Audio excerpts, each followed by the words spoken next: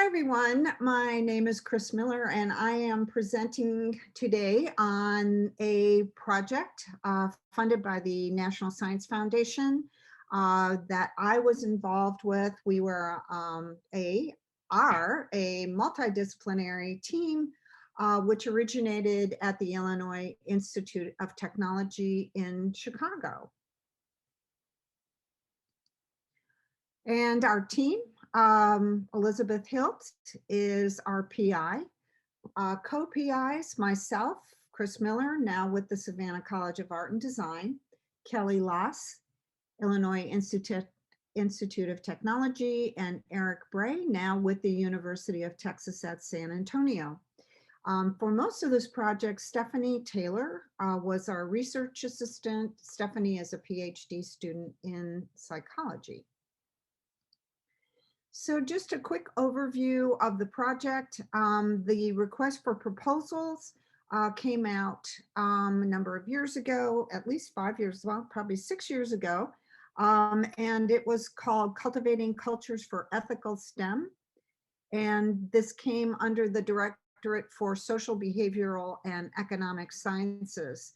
And the main question which the grant was hoping to answer is they wanted to know what constitutes ethical STEM research and practice and which cultural and institutional contexts promote ethical STEM research and practice and why.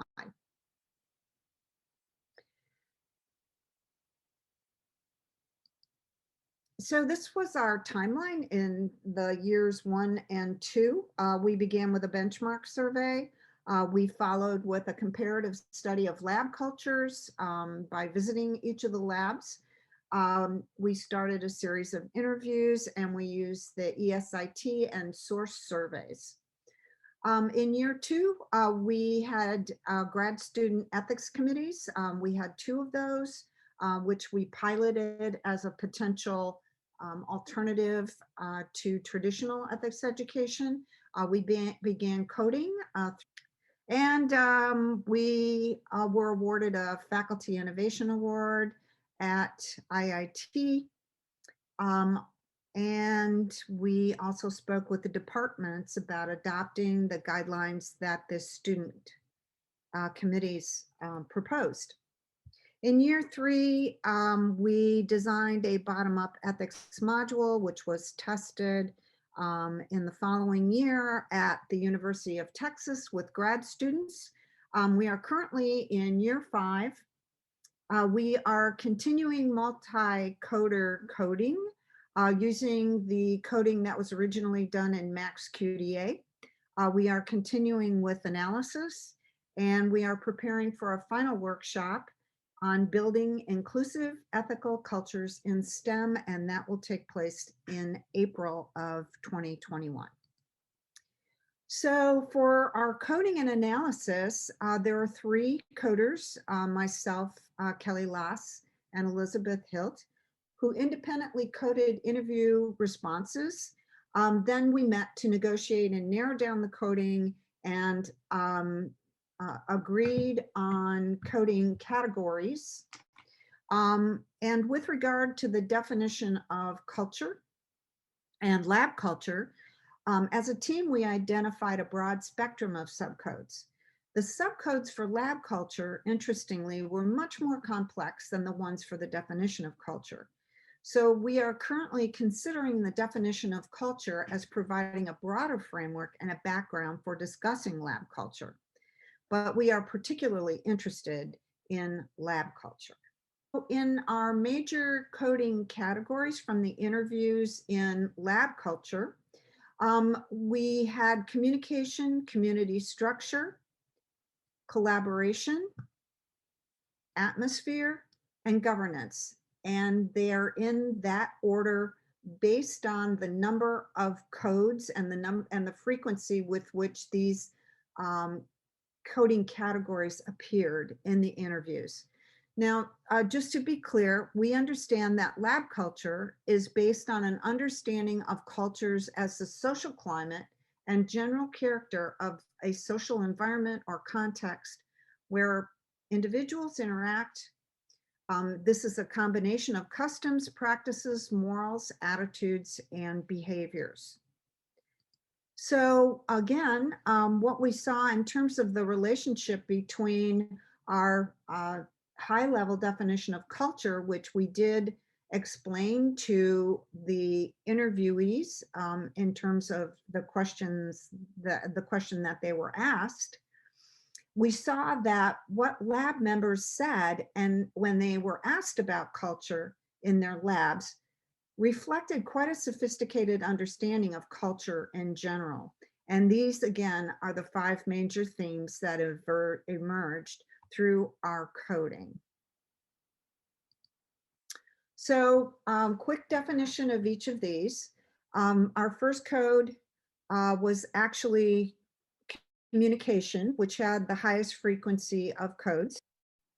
We defined communication as the exchange or transmission of information through spoken or written or even nonverbal means.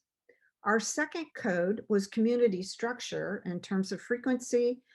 We define this as the types, number, and roles of individuals in a particular environment and how those individuals relate to each other. Third, we looked at atmosphere as the next highest level of frequency, and we define atmosphere as the social climate, the general character of a social environment or context where individuals interact. And this is a combination of customs, morals, norms, attitudes, and behaviors. And finally, we saw that collaboration was a major subcategory. We define this as the process in which 2 or more people or entities engage in working together for a common purpose. And then last but not least was governance. And we define governance as the process of overseeing the way rules, norms, and actions by an authorized person or body manifest within a social group or organization. So moving on to our first code, our first major coding category, communication. Again, we see this as the exchange or transmission of information through spoken, written communication, or even nonverbal means. So we had the largest number of interview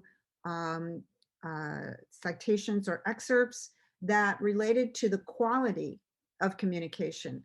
So here is one of our interviewees explaining that they think that good communication is being direct and also being thoughtful to others, other person's feelings and their kind of state of mind, their expectation, and you know where they are, I guess. I think feelings get lost a lot, especially in STEM fields. So I am more logical, focused and efficiency driven.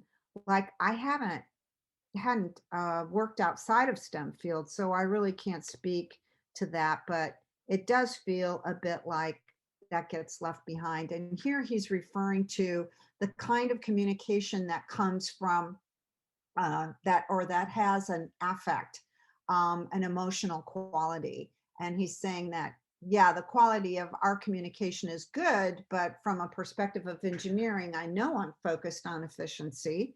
And maybe there's something else that we should be thinking about. So the next highest frequency, and again, as I explain these sub codes and the categories, major code categories, these are excerpts, and they certainly don't cover our entire study, but again, starting with lab culture and what our interviewees had to say about that. So we found that in terms of frequency, verbal and nonverbal communication was the second highest subcode. And by this, they talked about the lab members communicate shared community, friendship, and sharing, which involves sharing details about professional life. So students mentioned that sharing their research and project results, but also getting to know each other better during conferences, or the ability or the inability to talk during their time in the lab where they may be focused exclusively on their work. or try to be. One student said, like, we try to put headsets and not be distracted or anything, but it's not always happening, but we talk. Sometimes we talk where we have lunch together sometimes. Also, verbal and nonverbal communication plays a huge role in how students feel about the lab. For example, so in our lab, the work environment is very nice. And although I've been here for a short time, my lab mates have treated me like friends from the very beginning, which is something that I really like. Like I feel integrated into it. Finally, it's not just working in the lab, but also about having a good time while working in the lab. That also plays a role. So continuing on with communication, our third highest frequency subcode was learning to communicate. So some students mentioned that it was difficult to talk with lab members about their work because everyone is working on something different, on a different project. Also, limited communication could lead to difficulties accomplishing a task. So one of our interviewees said that challenges were mostly technical. So just giving a task, maybe that didn't have all the information that I needed at first. So I have to search for it, and people related to this topic. Successes most of the time, we've been able to, but me personally, I have the similar people in my labs who have been able, as time goes on, to get the problem solved and get that going before the due date. Another excerpt, frequency of the subcode was communication and community building. So in this subcode, we found that communication involved things like connecting, helping each other, and sharing and creating a sense of community. So one student said, if people communicate better, we have very different people. I mean, different cultures in a lab. So it's also better if people communicate more often so we can know each other, even with people who come from all over the world, and we can get along pretty well. They also said that they thought that each member of the lab can themselves play a role. So for instance, one member said, lab culture in our labs, it looks like we can keep our difference, even though we come from so many places, we can be different and yet still communicate and get along as a community. Next was the tone of communication. And here we found that in the lab, we're all friends. Like we talk to each other regularly. We don't treat us very formal, like working relationships are formal. So even our PI, we refer to each other by first name. Another student said, I think we have a good interaction among each other, fairly comfortable with one another and not necessarily this notion of hierarchy. So I'm going to move on to number 5, which is also shared with previous tone of communication. In this one, students made comments about the mode of communication or how individuals communicate played a key role in how students describe their understanding of culture in an abstract sense. So 3 of the 9 students that mentioned this as important said, for example, that the way we communicate, the way we express our feelings, like that. So next, finally, and this was our largest code, frequency of codes in this category of communication. The 6th was negotiation of meaning, which comprises aspects related to shared knowledge of methods, meaning of standards, and shared understanding of values. So while some students referred to lab meetings, others focused on how to communicate knowledge of lab member methods and standards. So one student said, so my professional and personal opinion is that even if you really do know and can't figure out how to use, in our lab at least, a piece of equipment or know how to do a procedure, whether it's mixing chemicals or working on materials or working with equipment, just simply ask and learn how it's done. And then you can bring up your concerns later if you think it's wrong. Finally, the last subcode in this category was language. And we were surprised by this because It did not come up very often at all. And this was surprising in the sense that our lab members came from all over the world and came from very different cultures, spoke different languages, and yet language itself was not considered an important factor based on what we've heard in the interviews. So one student said, culture is defined by a lot, at least the way I understand it, a lot of different things, not only language or the type of education or the country, like it's all together, right?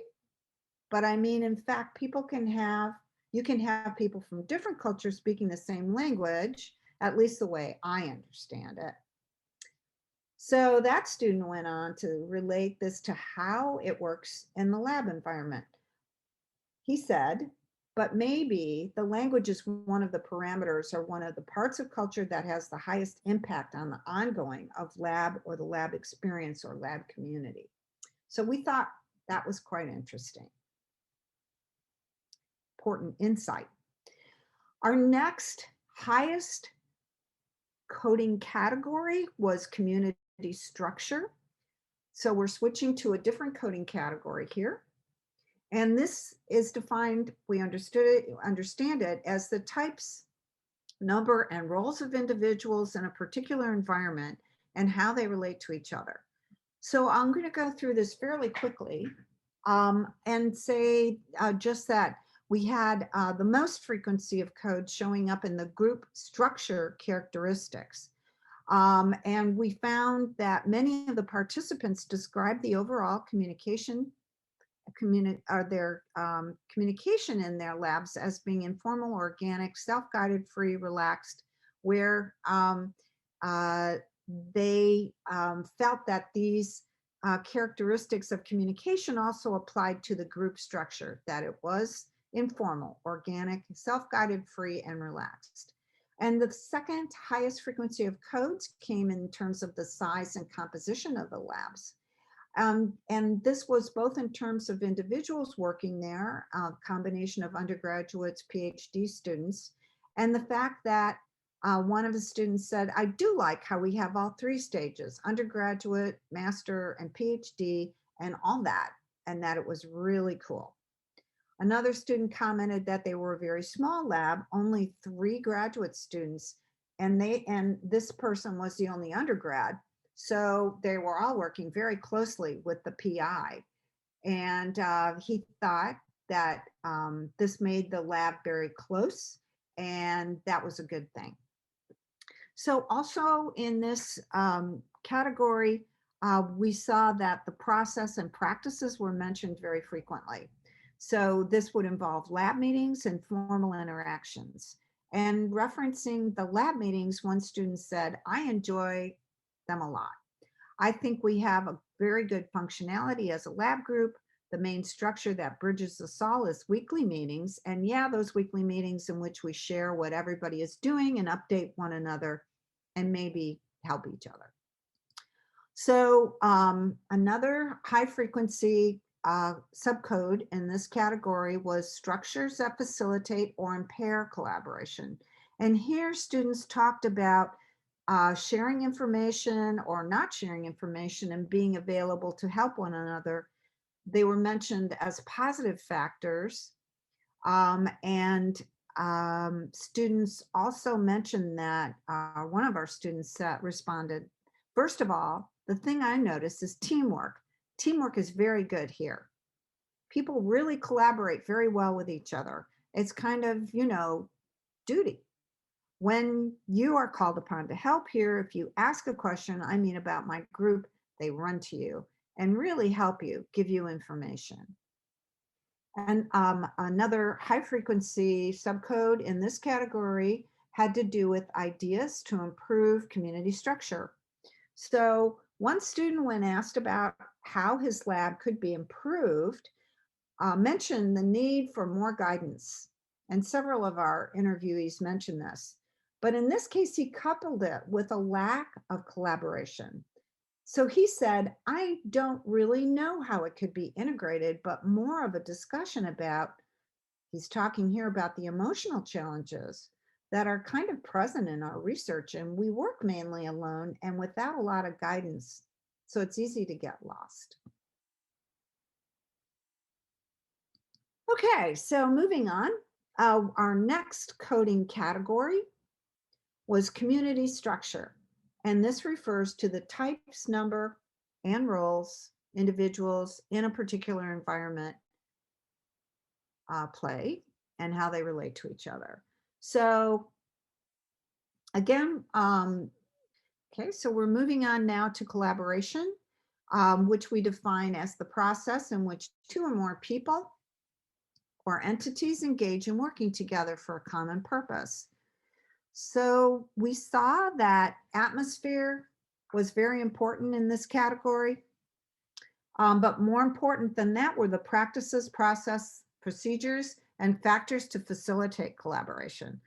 So students, one of our students in regards to this said that they feel that being left alone in the name of learning to work independently was rather more of a problem, had an upside, but it also had a downside.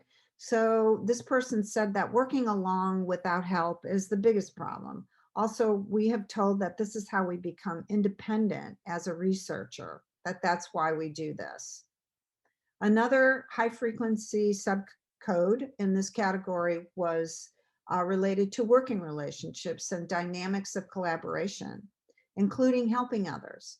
So one student said, I guess having a kind of open door policy if anyone is able to help and ask a question whenever they need to. Another student said, I think we have good interaction among each other. We're fairly comfortable with one another and not necessarily this notion of hierarchy. And there's also a good balance. I'm looking for, like, we work together well, trying to explain how he felt. Another high level subcode in this category was in the atmosphere, which was described as central for collaboration.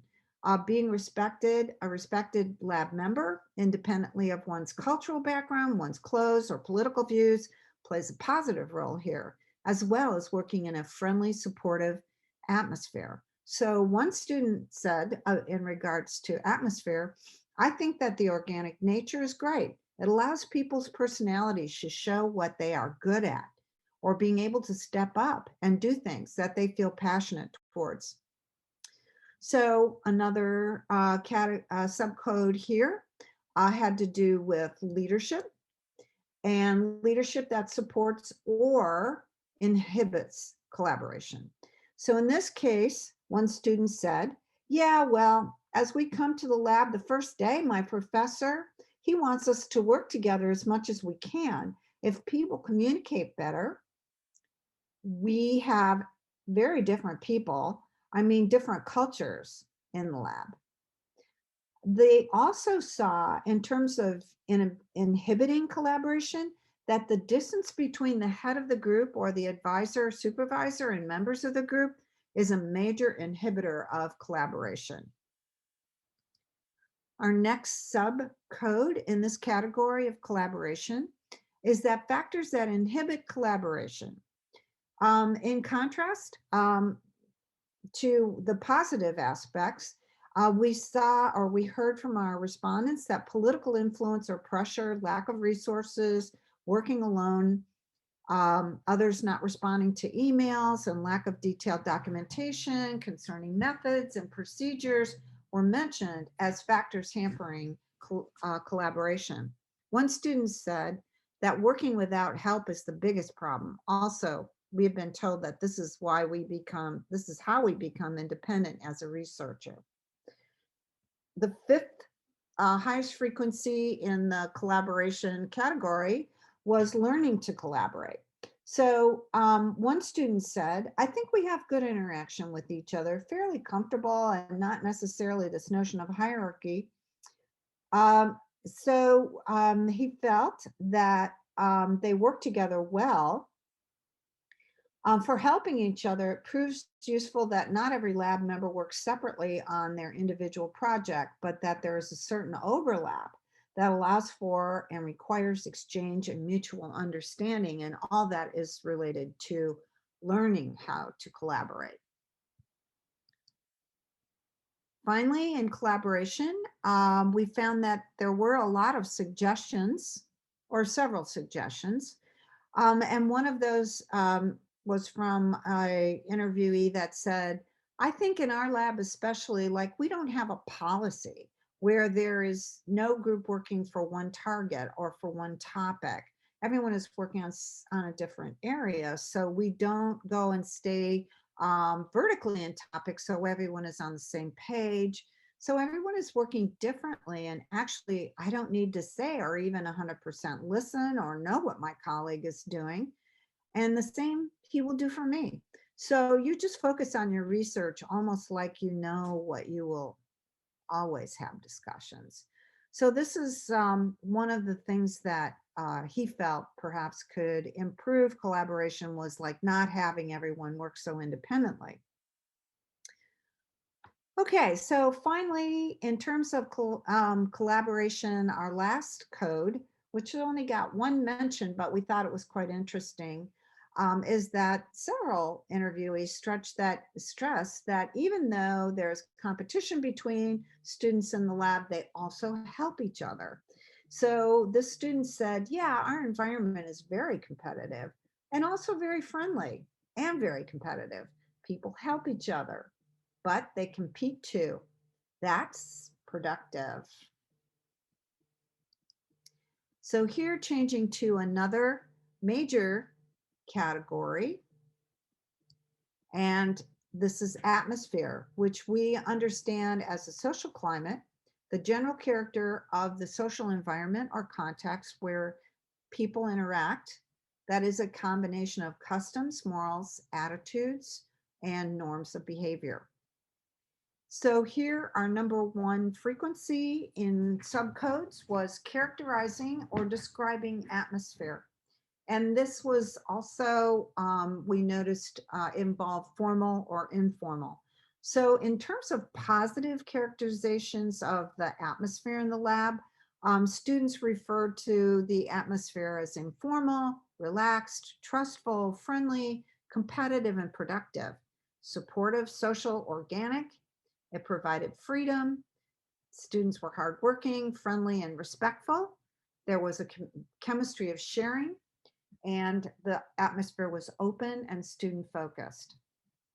And in terms of negative characterization, we found that the atmosphere could be affected negatively by people complaining a lot, people who do not openly communicate, and that in fact the atmosphere was too relaxed. So our second highest code frequency in this category had to do with the activities or factors that shape the atmosphere. So here we found one interview sharing that protocols are in place for doing things as a factor that shape the environment, the atmosphere. It's kind of informal that we pass around scripts of how to handle certain things, submissions to computers, and all sorts of activities. So as far as other things like how data is managed and those sorts of things in the lab is very much being something that I have been asked to put together. So trying to get organized. We also saw as another subcode that teaching and learning, and here we saw a lot of reference to people who were self-taught and those who were responsible or felt inclined to help others.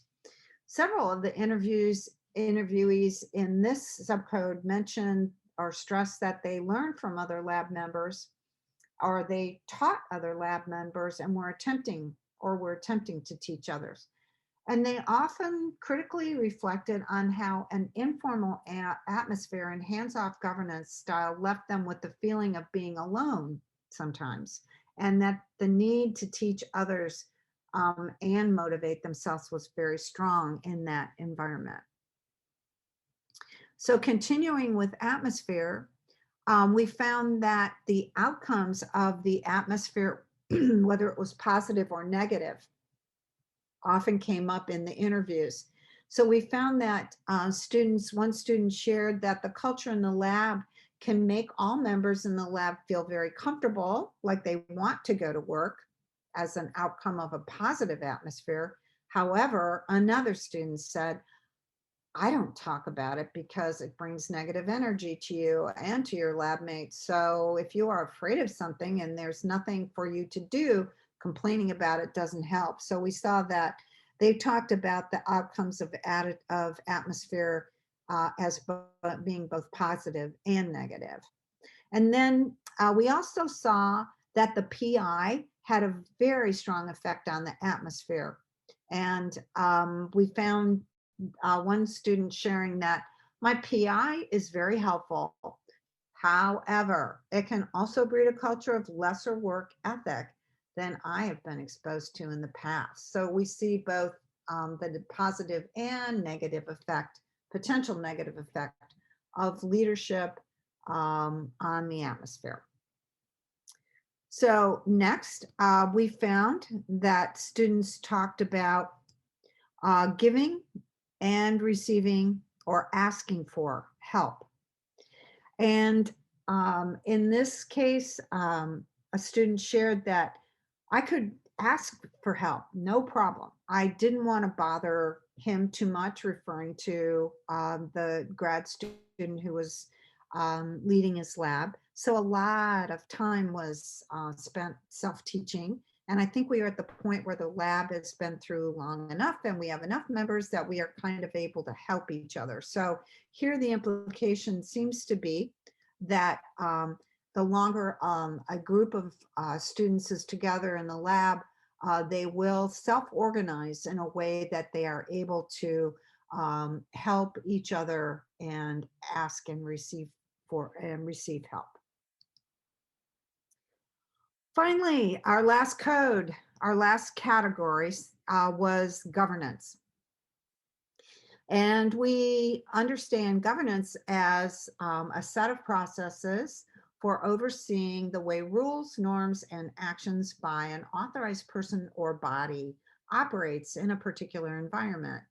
So we saw the first subcode that the code that received the highest frequency in the interviews was the role, the PI's role in shaping governance. And this really made us sensitive to the fact that next major category is going to be the role of the PI in shaping lab culture in general and in shaping an ethical culture in the lab.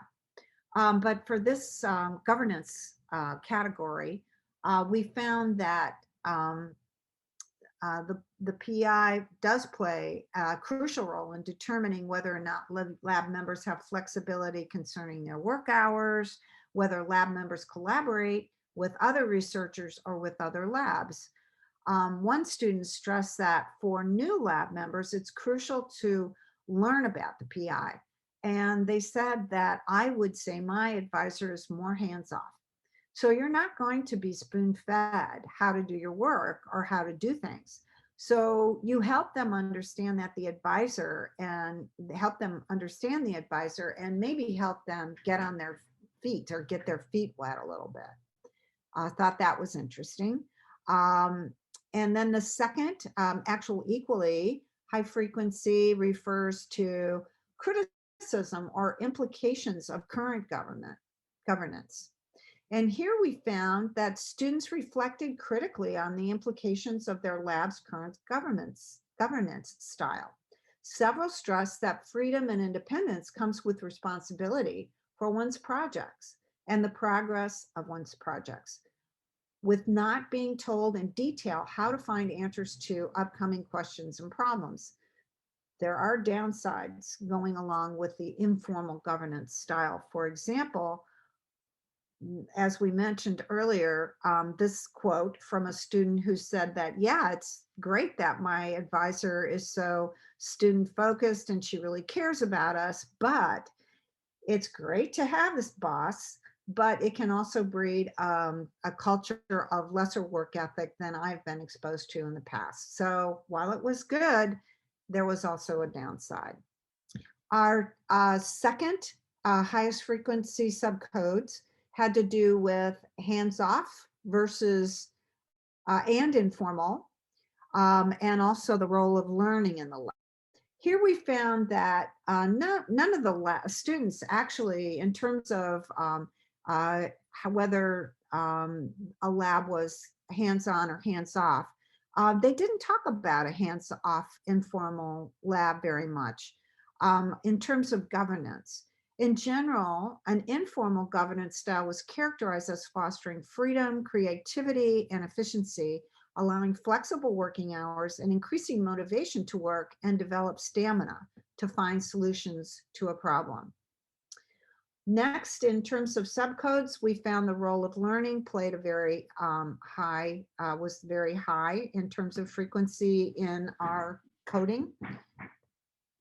So one student mentioned that when they were first starting off, it was a lot of self-taught because my lab professor was the only person I could really ask for help. I didn't want to bother him too much, so a lot of self-taught. And I think we are at the point where the lab has been there long enough and has enough members that we are kind of able to help each other. So another student went on to say that working alone without help is the biggest problem. Again, learning is self-taught. Also, we have been told this is how we become independent as researchers. I'd say it would be more efficient if we had some kind of working relationship with each other, like you always do this and you can guide me to this, as you can help me to get it, instead of I should just learn everything from scratch. So they had a lot of comments about this. Finally, in terms of governance, our last subcode had to do with the atmosphere and how governance was related to atmosphere. And we saw that it had a lot to do with getting along and shared understandings about how things should be done within the lab. Then students also talked about atmosphere in terms of the mood, feelings such as being friendly, trusting, caring, respectful, and tolerant. Among characteristics and structures of government styles conducive to positive lab cultures, it was mentioned that accesses to resources 7 days a week, being able to come in whenever students were able to, no matter what time of day or day of the week.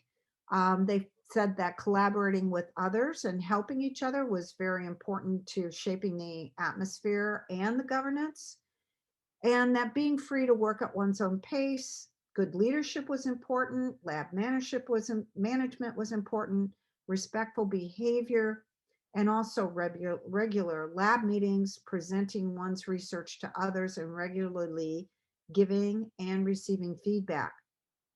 However, students also mentioned issues such as especially new members having difficulties learning new methods due to lack of support, lack of precise communication, or lab members not being fully aware of or appreciative of safety regulations associated with informal governance. So again, we found as a team and as coders that there were both pluses and minuses in terms of governance, that a weak governance or too informal a governance that lacked structure could create problems, especially for newcomers, in terms of understanding safety measures or how to do things. So moving on, we are now in the process of sorting through our insights to understand what really matters for lab culture, or in terms of lab culture, related to ethics.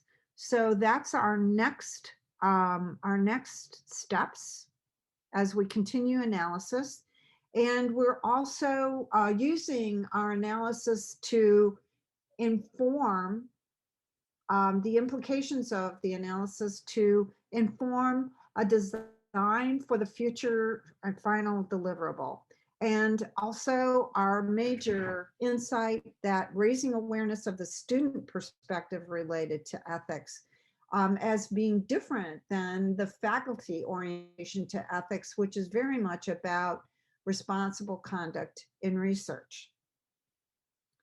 So we thank you very much for your attention, and we would welcome questions.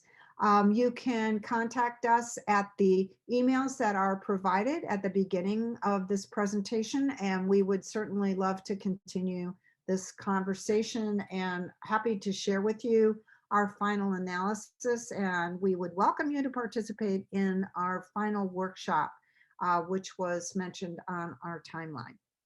Thank you very much.